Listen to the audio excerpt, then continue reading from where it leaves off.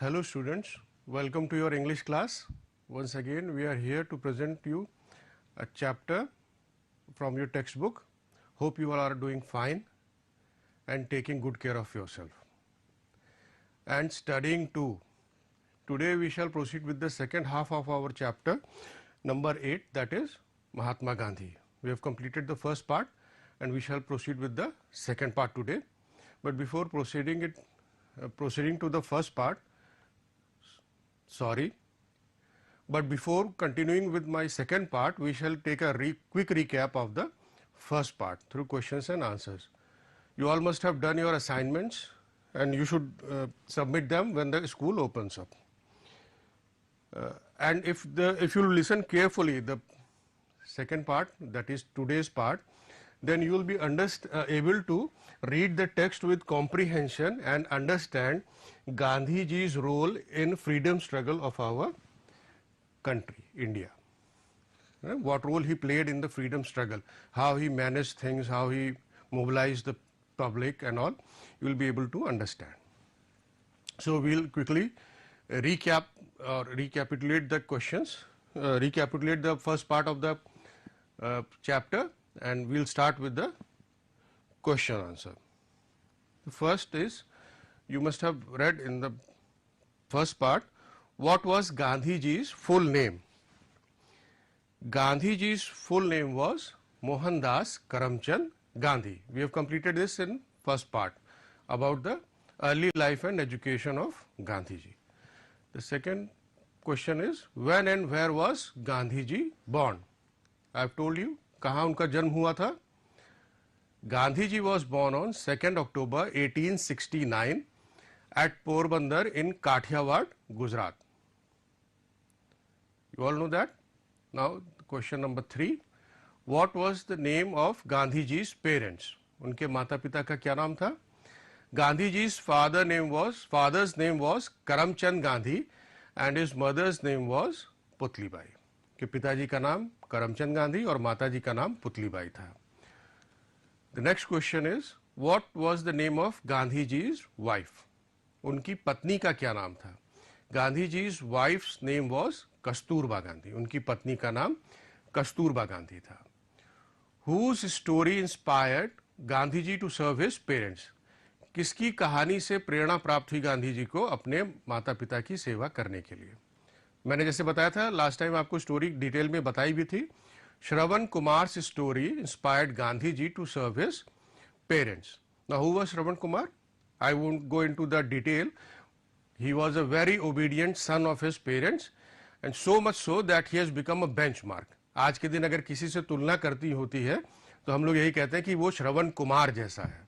तो he has made himself a legend, a benchmark in obeying his parents. And the sixth question is, where did Gandhiji go to study law? Last time हम लोग ने discuss किया था कि Gandhiji went to England to study law. वो England गए थे अपनी लॉ की पढ़ाई करने के लिए. Now we shall move towards the second part of this chapter. I shall read the text aloud and you will listen carefully. Open to page number 34, and the third paragraph, and I'll read aloud and you will read along with me. After obtaining his degree, he returned to India in 1893. He was restless to see his countrymen suffering under the foreign rule, so he devoted his entire life for upliftment of the poor and to free his country from the clutches of the British people. He led the freedom movement against the British government and started Satyagraha, non-cooperation movement, Dandi March, Quit India movement and civil disobedience movement. Ultimately, India got freedom on 15th August 1947. Mahatma Gandhi is known for his principles of non-violence all over the world. He led a saintly life and was against all sorts of injustice and inequality prevailing in the society. He wanted to establish Ram Rajya. By Ram Rajya, he meant the kingdom of God. For him, Ram and Rahim were one and the same deity. For his great contribution to his country, Indians call him the father of the nation or Bapu. He was assassinated on 30th January 1948 by Nathuram Godse. Since then, 30th January is observed as Martyrs' Day in India. So you all have read with me, and now we'll see the explanation of this text. First of all, look at this picture here. You can see Gandhi ji marching in front and people, a long line of people, so many people marching behind him. So what significance does this have? This is a picture from your book. This is also printed in your books. What significance does this have? This shows that Gandhi ji led the whole nation, the whole society against the Britishers.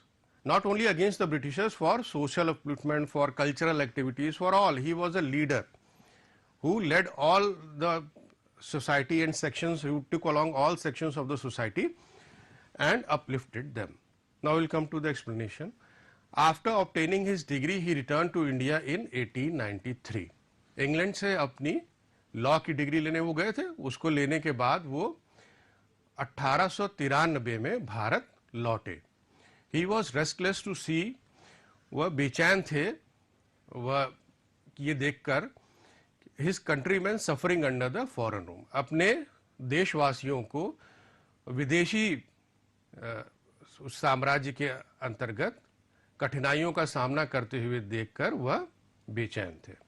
So he devoted his entire life, इसलिए उन्होंने अपनी सारा जीवन लगा दिया for upliftment of the poor, किसके लिए? गरीबों के उत्थान के लिए, and to free his country from the clutches of British people, और अपने देश को अंग्रेजों के शासन से, चंगुल से मुक्त कराने में उन्होंने अपने सारे जीवन को लगा दिया.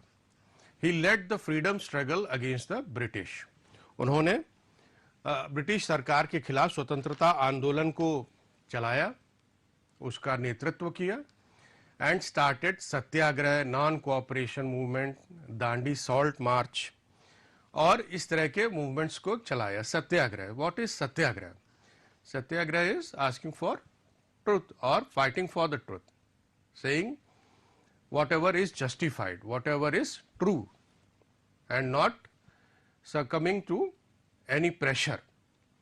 That is सत्याग्रह. ये बहुत ही फेमस है गांधी जी का सत्याग्रह के लिए. उनके लिए हमेशा जाना जाता है उन्हें कि हमेशा सत्य का आग्रह किया जाए, जो भी सही है वही बोला जाए, जो जस्ट है, जो होना चाहिए उसके लिए कहा जाए और डरा ना जाए उसके लिए, चाहे कुछ भी कुर्बानी देनी पड़े, मगर हम सत्य से डिगे नहीं.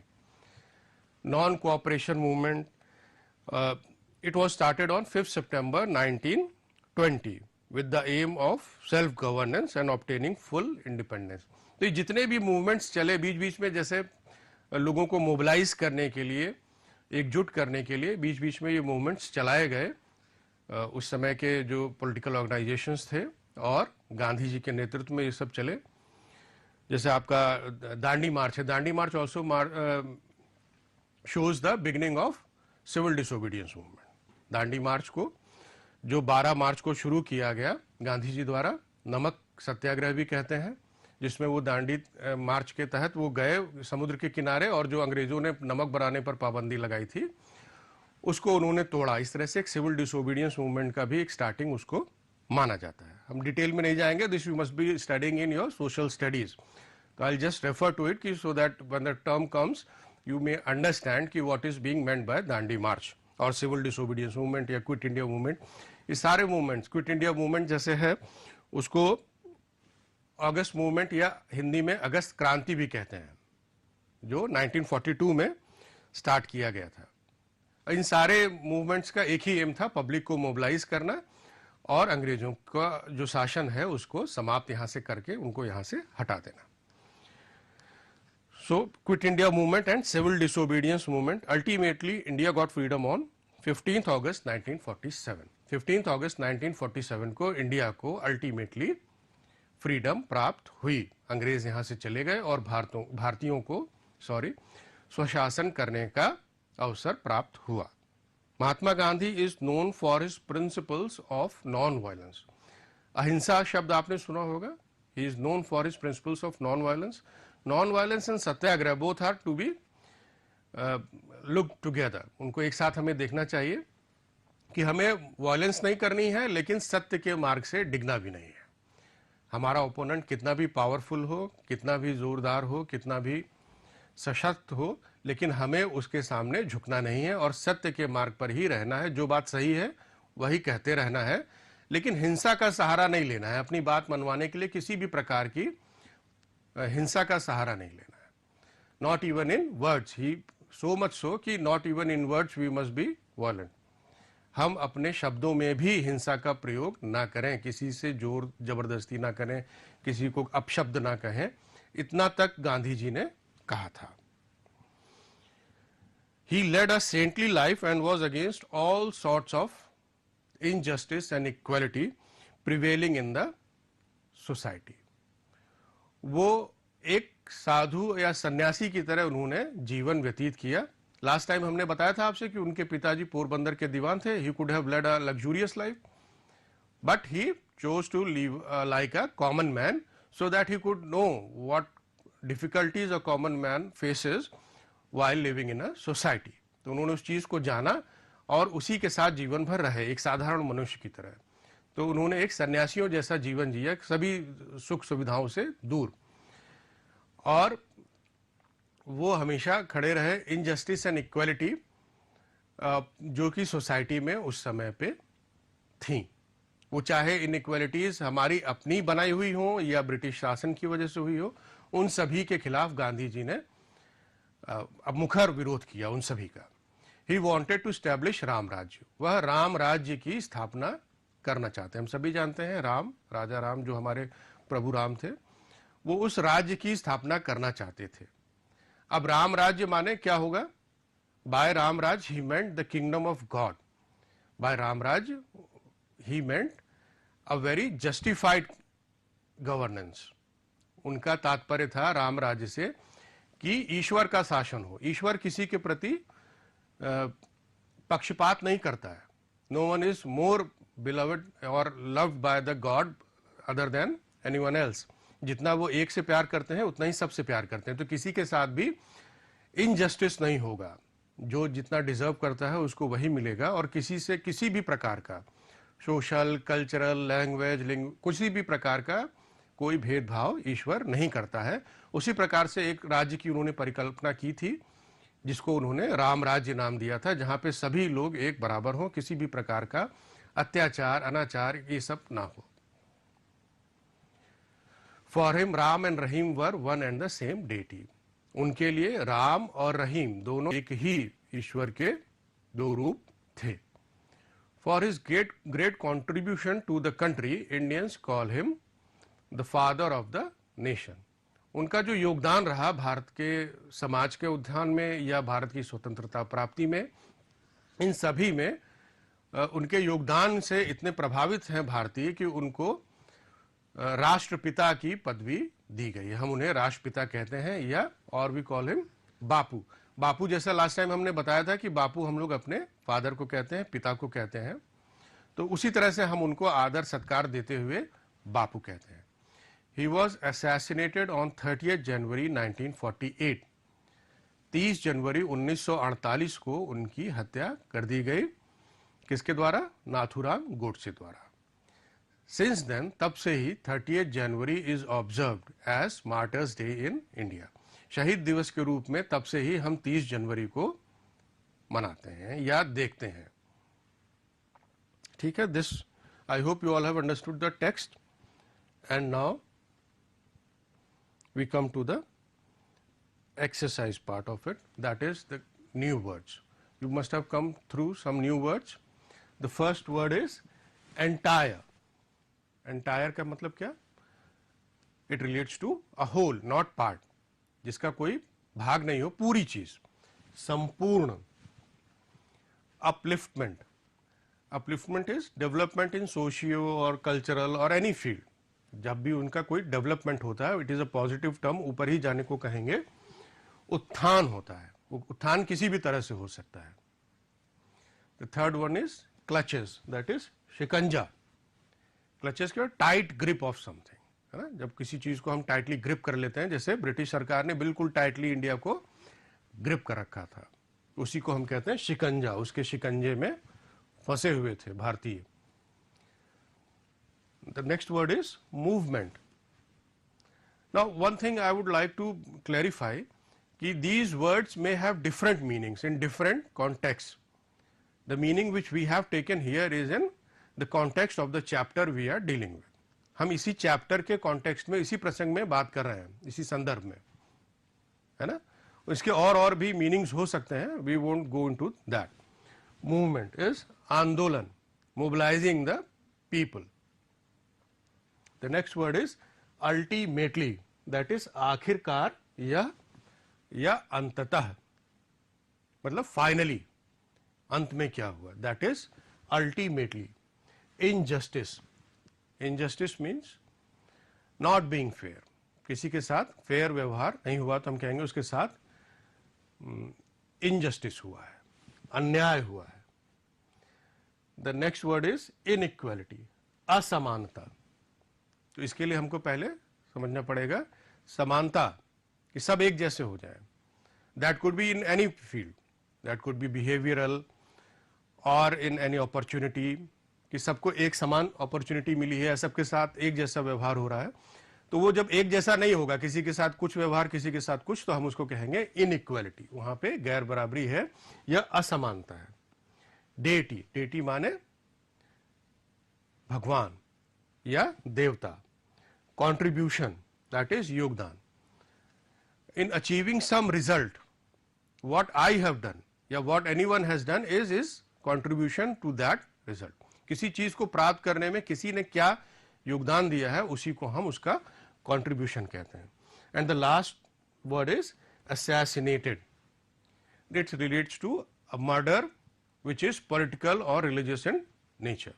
इसको हम assassinated या assassination कहते हैं, और उसको कहेंगे assassinated, कि he was assassinated, उनका assassination हुआ and he was assassinated। ठीक है। Now we come to the language practice part, that is fill in the blanks। अब इसमें क्या है, आप देखिए, some words are given to you: upliftment, non-violence, Ram राज्य, devoted, saintly, राष्ट्रपिता, British government, civil disobedience movement. तो इन सारे वर्ड्स को हमें, जो ये सारे सेंटेंसेस आए हुए हैं इसी चैप्टर में, and accordingly you have to fit these sentences so as to make a meaningful sentence, उनका अर्थ क्लियर हो जाए इसमें। He dash his entire life for the dash of the people. He क्या किया था उन्होंने अपने, he devoted his entire life for the upliftment of the poor। उन्होंने अपने सारे जीवन को बलिदान कर दिया था या समर्पित कर दिया था, किसके लिए, उत्थान के लिए, किसके, गरीबों के। Second is he led the freedom movement against the, उन्होंने स्वतंत्रता आंदोलन किसके खिलाफ चलाया था, yes, he led the freedom movement against the British government। Now the third one, he started civil disobedience movement। शुरू किया था ना, हमने बताया था आपको कि उन्होंने बहुत सारे आंदोलन चलाए थे, उनमें से एक ये भी था, सिविल डिसोबीडियंस मूवमेंट, सविनय अवज्ञा आंदोलन, जिसको हम हिंदी में कहते हैं। The fourth one is by dash he meant the kingdom of God. Kingdom of God से किसको कहते थे वो, किंगडम ऑफ गॉड, अभी हमने आपको एक्सप्लेन किया। Yes, very good, it is Ram Rajya. By Ram Rajya he meant the kingdom of God, है ना, राम राज्य से उनका तात्पर्य किंगडम ऑफ गॉड था। Now the fifth one, in India we call him, क्या कहते हैं हम उनको प्यार से, वी कॉल हिम राष्ट्रपिता या फादर ऑफ द नेशन, है ना, राष्ट्रपिता हिंदी में, इंग्लिश में फादर ऑफ द नेशन, हम उनको राष्ट्रपिता कहते हैं। Now the sixth one is he led a dash life. किस प्रकार का जीवन उन्होंने जिया, ये सेंटेंस आया था हमारा, he led a saintly life, उन्होंने एक सन्यासियों सा जीवन जिया। और last of the fill in the blanks is he is known for his principles of dash all over the world. सारी दुनिया में उन्हें उनके किस प्रिंसिपल के लिए जाना जाता है?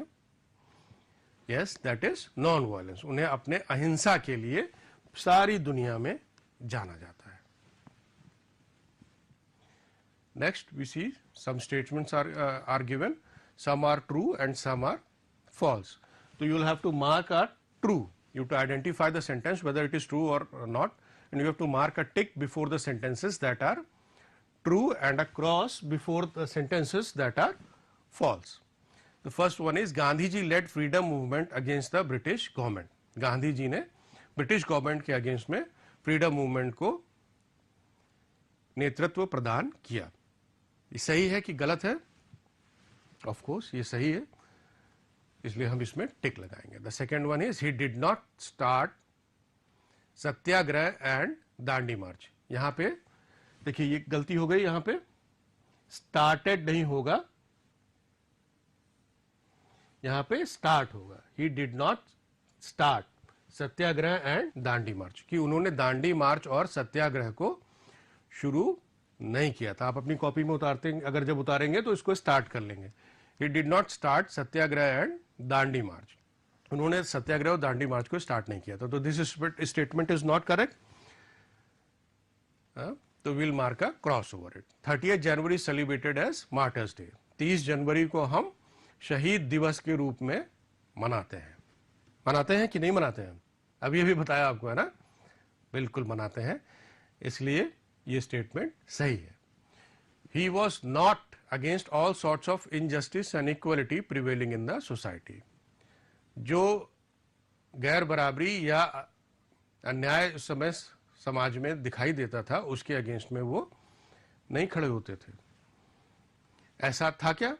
नहीं, गांधी जी तो बहुत मुखर विरोध करते थे इन सभी चीजों का, इसलिए ये सेंटेंस गलत है। For him Ram and Rahim were one and the same deity. Ram और रहीम उनके लिए एक ही देवता या भगवान के रूप थे, एक ही थे। तो ये सही है गलत है? रामराज की परिकल्पना याद कीजिए। Yes, this is true.